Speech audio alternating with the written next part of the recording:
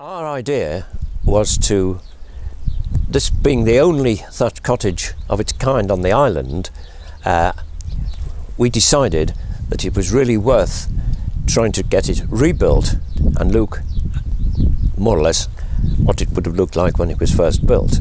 Also, this particular area is very popular for tourists because Church Bay is a well-known beach with two restaurants, and this, of course, is right next to the beach. What has happened, and certainly what we see now, has happened over about the last 4 or 5 years.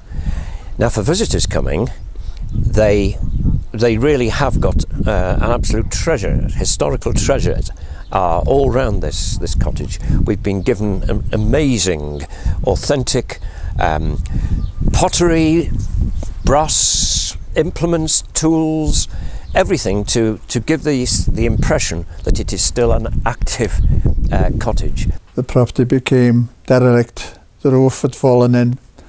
There was a big yew tree growing from one of the outhouses out there. It was restored through grants from Wintermorn, and that was after it was bought by the National Trust.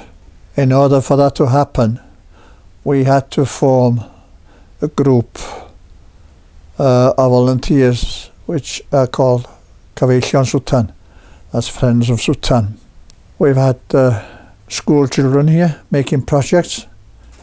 They love coming here, and I try and educate them how it was in those days before we had electricity and all that sort of thing, and they're amazed. They wonder how it was without any television, without any PlayStations or all these things these days. It's an education facility. All the local schools use it. It fits in with the primary schools programme for the year, their theme. And of course the tourists, it's a tourist island, so it brings people into the area as well. It helps the local economy. We want Swtan to be able to stand on its own feet financially. We have it on a lease from the National Trust since the year 2000 up until 2020, and in 2020 we want it to be standing on its own 2 feet as a going concern. Mike Williams is like a godfather to me. If I have a problem business-wise, I just call him and he's always got the answer, and he's so soothing and kind about it. Help to the board, yes, as a group we needed to get our act together and understand what our responsibilities were to the company.